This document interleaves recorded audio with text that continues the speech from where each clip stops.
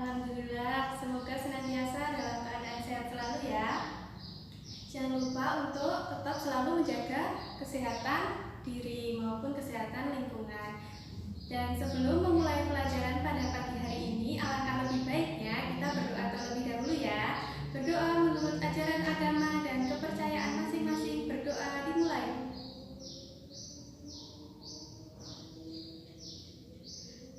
Berdoa selesai. Baik, sekarang Ibu akan mengecek kehadiran kalian terlebih dahulu ya. Apakah murid Ibu hadir semua pada hari ini?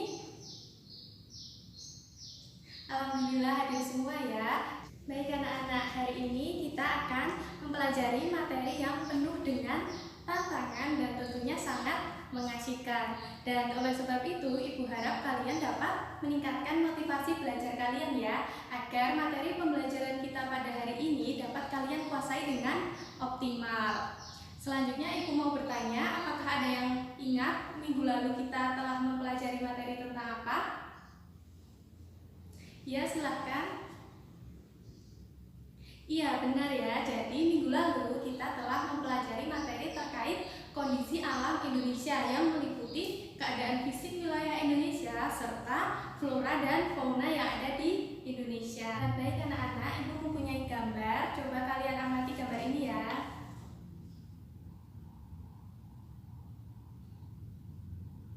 Apakah ada yang tahu gambar ini gambar apa?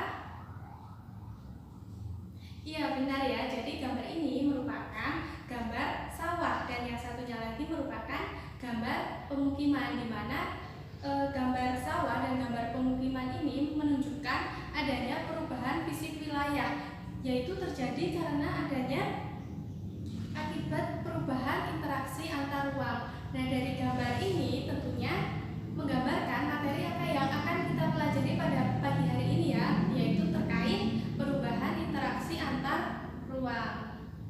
Nah, setelah itu Ibu akan menyampaikan tujuan pembelajaran kita pada pagi hari ini ya.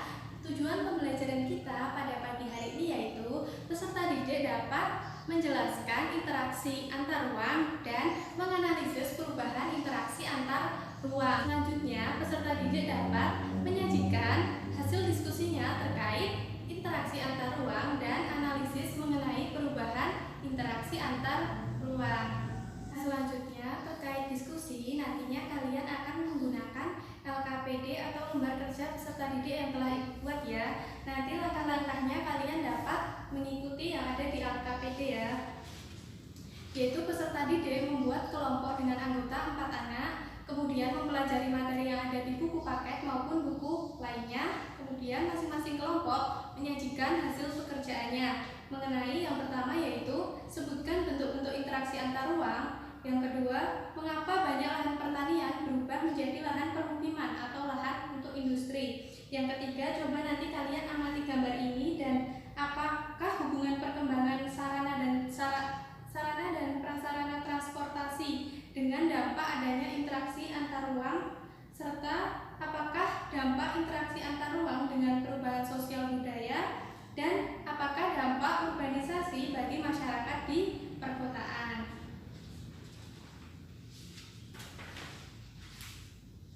Baik, langsung saja sekarang kita masuk pada materi ya, yaitu terkait perubahan akibat interaksi antar ruang. Nah, interaksi antar ruang ini dapat terjadi dalam berbagai bentuk, misalnya yaitu pergerakan orang, pergerakan barang, maupun pergerakan informasi. Nah, dari pergerakan itu tentunya akan menimbulkan suatu perubahan, baik bagi daerah asal maupun bagi daerah tujuan. Nah, interaksi keruangan itu bisa meliputi berbagai macam jenis pergerakan, misalnya yaitu perjalanan ke tempat kerja, terus lagi misalnya migrasi, perdagangan internasional, distribusi barang, dan lain sebagainya ya. Nah, dari semua bentuk interaksi yang ada itu berdampak pada adanya perubahan atau adanya pergerakan. Nah, selanjutnya terkait materi perubahan akibat interaksi antar ruang, Ibu mempunyai gambar. Nanti kita coba amati bersama-sama ya.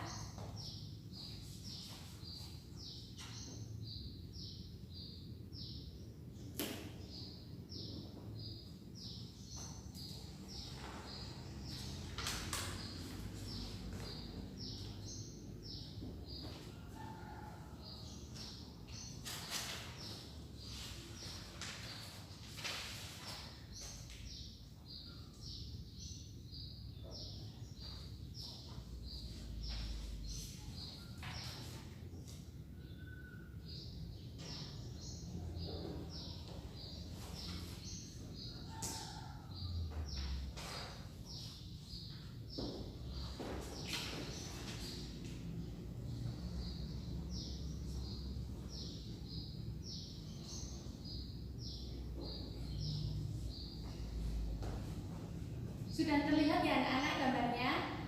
Baik, langsung saja kita mulai, yaitu materi terkait perubahan akibat interaksi antar ruang ya. Coba kita amati gambar yang pertama, yaitu gambar perkotaan, yang dimana nantinya dari perubahan akibat interaksi antar ruang ini akan menimbulkan berkembangnya pusat-pusat pertumbuhan. Nah, pergerakan ini bisa meliputi pergerakan orang, barang, maupun informasi pada suatu lokasi atau wilayah. Nah, dari suatu pergerakan itu tentunya akan menimbulkan suatu pemusatan manusia atau penduduk pada suatu wilayah tertentu. Nah, dari pergerakan atau perubahan itu akan memusatkan manusia pada suatu tempat, biasanya yaitu berada di suatu perkotaan. Mengapa perkotaan? Karena daerah perkotaan merupakan daerah pusat pertumbuhan suatu wilayah, di mana semua aktivitas terkonsentrasi pada suatu wilayah perkotaan tersebut. Nah, contohnya kalian dapat amati gambar ini ya. Gambar ini merupakan gambar pusat perkotaan. Selanjutnya yang kedua yaitu perubahan penggunaan lahan. Coba kalian amati gambar ini ya, di mana gambar ini merupakan gambar alih fungsi lahan hutan, di mana hutan tersebut tadinya banyak pepohonannya ya, kemudian digunduli untuk diganti tempat menjadi sebuah tempat industri ataupun tempat pemukiman. Karena dalam suatu tempat itu semakin banyak aktivitas penduduk, maka semakin banyak pula tempat untuk menampung aktivitas tersebut. Otomatis semakin banyak penduduk yang datang, maka mereka juga membutuhkan tempat untuk tempat tinggal. Nah, otomatis lahan yang tadinya subur, kaya akan tanaman, banyak pepohonan harus digunduli untuk memenuhi kebutuhan manusia tersebut, entah itu sebagai lahan industri maupun sebagai lahan untuk tempat tinggal. Yang ketiga yaitu terkait perubahan orientasi mata pencaharian ya. Coba kalian amati gambar ini. Di sini merupakan gambar petani. Selanjutnya yang di sini gambar pegawai pabrik. Nah, di mana interaksi spasial umumnya terjadi karena adanya kepentingan ekonomi, khususnya yaitu meliputi kepentingan pekerjaan. Nah, daerah yang menjadi tujuan pergerakan biasanya daerah yang memiliki mata pencaharian yang seragam, yaitu misalnya petani, dan penduduk yang datang itu merupakan penduduk yang mempunyai pekerjaan yang beraneka ragam, otomatis mempengaruhi daerah yang asal, yaitu daerah petani, dan otomatis di sini terjadi interaksi yang mengakibatkan adanya perubahan orientasi mata pencaharian. Sudah terbukti ya pada gambar ini, yaitu tadinya pekerjaan yang berorientasi pada sumber daya alam, yaitu berupa pekerjaan sebagai petani, kemudian berubah menjadi pekerjaan lain seperti pekerjaan pegawai pabrik. Selanjutnya yang keempat yaitu terkait berkembangnya sarana dan prasarana. Terjadinya pergerakan meliputi orang, barang, dan informasi tentunya memerlukan sarana dan prasarana. Nah, perkembangan sarana dan prasarana ini akan meningkat seiring dengan meningkatnya pergerakan yang ada, misalnya yaitu ada kendaraan, fasilitas umum, dan lain sebagainya. Itu akan terus bertambah dengan semakin meningkatnya interaksi keruangan. Contohnya kalian dapat mengamati gambar berikut ini ya, yaitu adanya perubahan sarana yang mendukung pergerakan penduduk. Misalnya yaitu ini ada kereta dan ada stasiun atau rel-rel keretanya. Nah, ini semua akan mengakibatkan pergerakan orang atau penduduk ya dari satu tempat ke tempat lainnya. Selanjutnya yang kelima yaitu adanya perubahan sosial budaya. Nah, adanya pergerakan penduduk dari satu tempat ke tempat yang lainnya tentunya disertai dengan interaksi sosial serta dipengaruhi juga oleh nilai dan norma, yang dimana nilai dan norma ini antara penduduk yang satu dengan penduduk yang lainnya itu berbeda. Oleh sebab itu semuanya ini mempunyai karakteristik masing-masing. Nah, sedangkan terkait yang budaya ini juga merupakan suatu ciri khas dari tiap masing-masing penduduk, di mana antara penduduk asli dan penduduk pendatang ini mempunyai budaya yang berbeda. Nah, perubahan sosial ini terjadi tidak hanya karena perubahan sosial dan budaya, tetapi juga karena adanya informasi yang berkembang dengan cepat. Contohnya yaitu gaya pakaian orang Amerika atau luar negeri yang ditiru oleh bangsa kita atau bangsa Indonesia, yang dimana gaya pakaian Indonesia saat ini sudah terpengaruh oleh budaya Barat. Selanjutnya, perubahan akibat interaksi antar ruang yang keenam yaitu adanya perubahan komposisi penduduk, yang dimana penduduk memiliki latar belakang yang beraneka ragam. Contohnya yaitu terkait agama, umur, jenis pekerjaan, dan lain sebagainya ya.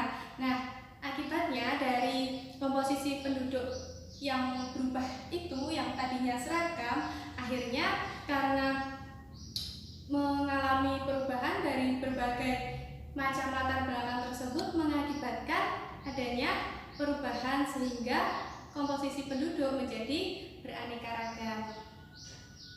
Contohnya kalian dapat lihat di sini ya. Ini ada berbagai macam penduduk dengan berbagai latar belakang yang berbeda. Apakah sudah jelas anak-anak materi pembelajaran yang telah Ibu berikan pada pagi hari ini? Alhamdulillah ya, kalau sudah jelas langsung saja kita masuk pada kesimpulan, yang dimana interaksi antar ruang merupakan interaksi yang dapat terjadi dalam berbagai bentuk. Misalnya yaitu ada pergerakan atau perubahan orang dari satu tempat ke tempat yang lainnya, pergerakan informasi, pergerakan barang oleh manusia itu sendiri, dan lain sebagainya. Nah, dari semua bentuk interaksi itu maka akan timbul suatu perubahan. Nah, yaitu dengan adanya perubahan akibat interaksi ruang, yang dimana terdapat 6 ya akibat dari perubahan itu. Yang pertama yaitu tadi ada berkembangnya pusat-pusat pertumbuhan, yang kedua ada perubahan penggunaan lahan, yang ketiga ada perubahan orientasi mata pencaharian, yang keempat ada perkembangnya sarana dan prasarana, yang kelima adanya perubahan sosial budaya, dan yang terakhir yaitu ada berubahnya komposisi penduduk. Sudah jelas ya anak-anak materi pembelajaran kita pada pagi hari ini sampai kesimpulan yang baru saja Ibu sampaikan.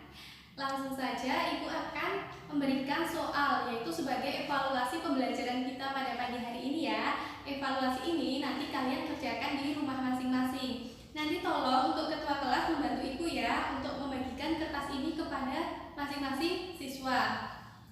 Dan deadline pengumpulan tugas ini atau evaluasi ini yaitu besok pagi ya, jam 10 langsung dikumpul di kantor atau di meja Ibu ya. Akan lebih baiknya kita menutup pembelajaran kita pada pagi hari ini dengan berdoa bersama-sama ya. Berdoa menurut ajaran agama dan kepercayaan masing-masing. Berdoa dimulai. Berdoa selesai. Nah, jangan lupa ya untuk mempelajari materi minggu depan. Terkait apa anak-anak? Iya, benar ya, terkait interaksi sosial dan lembaga sosial. Baiklah anak-anak, sekian pembelajaran kita pada pagi hari ini ya. Semoga bermanfaat dan dapat kalian ambil sisi positifnya ya anak-anak. Kurang lebihnya Ibu mohon maaf. Sekian, wassalamualaikum.